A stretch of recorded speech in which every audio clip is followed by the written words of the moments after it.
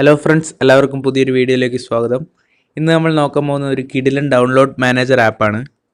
ഈ ആപ്പിൻ്റെ ഗുണങ്ങളും എങ്ങനെ ഈ ആപ്പ് ഉപയോഗിക്കാമെന്നും നമുക്ക് ഇന്നത്തെ വീഡിയോയിൽ നോക്കാം.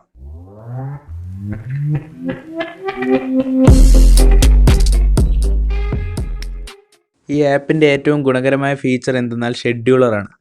അതായത് നമ്മൾക്ക് എപ്പോൾ ഡൗൺലോഡ് സ്റ്റാർട്ട് ചെയ്യണം, എപ്പോൾ ഡൗൺലോഡ് എൻഡ് ചെയ്യണമെന്ന് നമ്മൾക്ക് സെറ്റ് ചെയ്ത് വെക്കാവുന്നതാണ്. ഈ ഒരു ഫീച്ചർ ഏറ്റവും കൂടുതൽ ഉപകാരപ്പെടുന്നത് ഇൻ്റർനെറ്റ് സ്പീഡിൻ്റെ വേഗത കുറഞ്ഞവർക്കാണ്. അതായത് നമുക്കറിയാം, ഈ രാത്രി കാലങ്ങളിൽ, അതായത് 12 മണിക്ക് ശേഷം അല്ലെങ്കിൽ 11 മണിക്ക് ശേഷം ആ സമയങ്ങളിൽ ഇൻ്റർനെറ്റിൻ്റെ സ്പീഡ് കൂടുതലായിരിക്കും. അപ്പോൾ ആ സമയത്ത് നമുക്ക് ഡൗൺലോഡ് ചെയ്യാൻ വെച്ചാൽ ഏറ്റവും വേഗം ഡൗൺലോഡ് ആവുന്നതാണ്. അപ്പോൾ അങ്ങനത്തെ സാഹചര്യങ്ങളിൽ ഇത് ഓട്ടോമാറ്റിക്കായി ഡൗൺലോഡ് ആവുന്നതാണ്. ഈ ഫീച്ചർ എങ്ങനെ ഉപയോഗിക്കാമെന്ന് നമുക്ക് നോക്കാം. അപ്പോൾ ആദ്യം തന്നെ ആപ്പ് ഓപ്പൺ ചെയ്യുമ്പോൾ ഇങ്ങനത്തെ ഒരു ഇൻ്റർഫേസ് ആണ് വരിക. അപ്പോൾ അതിനുശേഷം സെറ്റിങ്സിൽ പോയതിനു ശേഷം ബ്രൗസർ എടുക്കുക. അതിനുശേഷം പോപ്പപ്പ് ടാബ്സ് ഓഫ് ചെയ്തിടുക. കാരണം നമ്മൾ ഡൗൺലോഡ് ചെയ്യുമ്പോൾ ഒരുപാട് പോപ്പപ്സ് വരുമ്പോൾ അത് ഓട്ടോമാറ്റിക്കായി ഡൗൺലോഡ് ആവുന്നതാണ്. അതുകൊണ്ട് തന്നെ അത് ഓഫാക്കി ഇടുക. അതിനുശേഷം സ്ലൈഡ് മെനുവിൽ പോയതിനു ശേഷം ബ്രൗസറിൽ പോവുക. എന്നിട്ട് നമ്മൾ സാധാ ഗൂഗിളിൽ സെർച്ച് ചെയ്യുന്നത് പോലെ ഏത് സൈറ്റാണോ അത് സെർച്ച് ചെയ്യുക.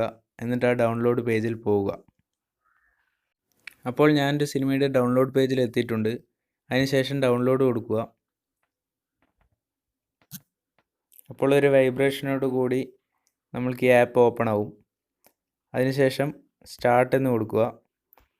അപ്പോൾ നമുക്കിവിടെ ഡൗൺലോഡ് സ്റ്റാർട്ടായത് കാണാം. അതിനുശേഷം ഇത് പോസ്റ്റ് ചെയ്യണമെങ്കിൽ പോസ്റ്റ് ചെയ്യാം. അപ്പോൾ നിങ്ങൾക്കിവിടെ പോസ് ആയത് കാണാം. അതിനുശേഷം ലോങ് ക്ലിക്ക് ചെയ്തതിന് ശേഷം ഇവിടെ എഡിറ്റ് കൊടുക്കുക. എന്നിട്ട് ഇവിടെ അഡ്വാൻസ്ഡ് പാത്ത് സ്പീഡ് എന്ന് കാണും. അതിൽ കൊടുത്തതിന് ശേഷം താഴേക്ക് പോയി കഴിഞ്ഞാൽ നിങ്ങൾക്കിവിടെ ഷെഡ്യൂളർ എന്ന് കാണാം. അതിൽ കൊടുത്തതിന് ശേഷം ഡൗൺലോഡ് ഫയൽസ് ഓൺ ഷെഡ്യൂൾ കൊടുക്കുക. അതിനുശേഷം ഇവിടെ നിങ്ങൾക്ക് ടൈം സെറ്റ് ചെയ്യാവുന്നതാണ്.